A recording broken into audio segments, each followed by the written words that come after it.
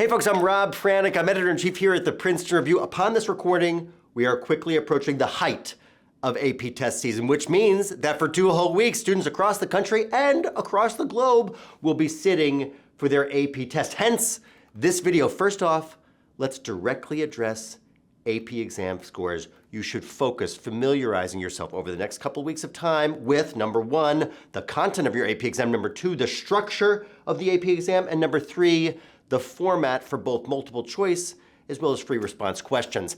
All of that in service of you earning a superlative result on that AP test. And let's just say this out loud, AP scores are trickier than they seem at first blush. Our goal here is to help you understand AP scores in detail, in granularities. Today's segment is the exact kind of review that we have in our AP cram courses here at the Princeton Review, which you can still sign up for before exam day. Links to all that stuff below in the info card. But enough preamble, friends. Since AP exams are scored on a 5-point scale, we're going to look at 5 truths about AP exam scores. Truth number 1. A 5-point scale is incredibly limited. AP scores are scored on a 1 to 5 scale. You know this already. But let's note that there are no decimal points. There's no fractions. There's no pluses. There's no minuses. Now compare that to the ACT or certainly the SAT, and there is an ocean of difference. Remember that the ACT has 36 possible scores. That means every number between 1 and 36. For the SAT, it's 121. Every number ending in 0 between 400 and 1600, pardon me. The result shows the extreme separation between individual test takers, but sadly, 5 points in the AP exams cannot show that same level of separation. But AP exam scores do have a specific meaning. Remember that AP courses are college-level classes that you get to take in high school. The College Board, the creators of all things AP, officially states that every score is equivalent to a grade in an introductory level college course in that particular subject.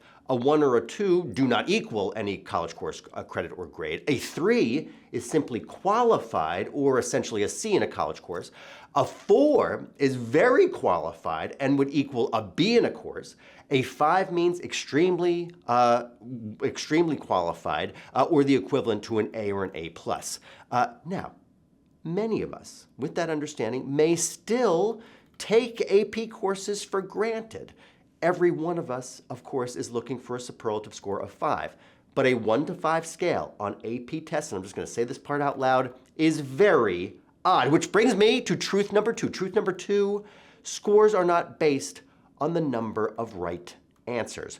One of the most common questions that we get here at the Princeton Review about AP scores is how many questions do I need to answer to earn a 5? And our most truthful answer is, we can't tell you, and that feels awful. Students don't like that answer, and frankly, we don't like it either. I would love to be able to tell you how many questions you can miss and still earn a 5, but no one with any honesty can give you that direction. There is no exact formula that the College Board uses to determine scores, and they haven't provided any of the necessary details about scoring breakdown for those AP exams for us to make that determination.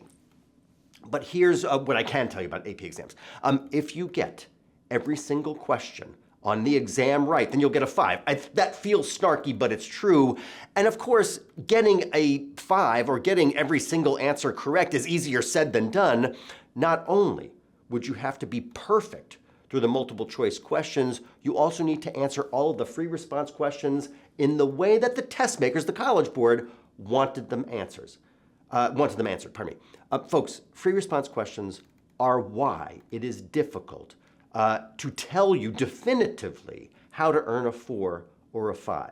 AP free response questions are standardized test questions where you can earn partial credit. That means that you must approach free response questions in the right way. Number 1, you must reply to each prompt directly. Number 2, you must answer each and every subpart. And number 3, and so important, is that you must answer with as much detail as requested. If you do all of that, if you follow each of those directions, you will earn a high AP score without question. And a high AP score can make all the difference, which leads me to truth number 3. All colleges will use AP scores in some way. The greatest thing, hands down, about AP exams is that you will earn college credit for them while you are still in high school. This, in fact, is one of the things that the College Board, the creator of all things AP, loves to tout about the entire advanced placement program. Their About AP page, and I'll put it in the link below, says the following. I wrote it down so I would get it correct. Directly from the College Board. AP gives students the chance to tackle college-level work while still in high school and earn college credit and placement. Folks, this is incredibly important because college credit is the reason that the AP program exists in and of itself. Now, the obvious question that you likely have in your noggin is, what score will get me what kind of college credit? And the frustrating answer is, it all depends. That's it. The general rule of thumb is that only a 3 or higher will earn any kind of credit, but you already knew that. But some schools, some colleges and universities will require a 4 or higher, and a small subset will also say they only want to see a 5. Now, what kind of credit your score will earn you is also up to each of those schools, each of those colleges and universities. There are schools out there which will give students credit for an equivalent introductory level course, meaning that you will take fewer college courses. Other schools will let you skip an introductory level requirement, but you still must take all of the required number of credits. Still others will use it for general placement in your first year in college. AP exam credit can be very confusing. I know that without question. But let's remember that all schools will give you something for a high enough AP score, and you can see exactly what a school's AP credit policy is by going to the WYSIWYG name, AP Credit Policy Search. That's a tool directly on the College Board's website. I'll put it in the link below as well. This allows you to search both by school and by exam for how colleges will honor AP credit. But let's remember, it's not just college credit that you can earn with a strong AP course or AP score. That leads me on to truth number 4. Truth number 4, AP scores can help your application to college in general. Now, there is no college out there that requires your AP scores. There are certainly test-flexible schools, including Yale and NYU, that do allow you to replace an SAT or ACT score with a selection of AP exam scores. But most schools see AP scores as a bonus. And let's remember that a college never needs to know if you earned a low score on the AP tests. But that said, high AP scores can make the difference between getting admitted or not. And if you ask any admission representative, no matter who they are at any school, they will say that an AP score does not get you into that school by itself. But let's remember that it's those same admission representatives who must choose between extremely similar students, especially at highly selective schools. Now, admission teams know that an AP score shows how one student performed on just one test.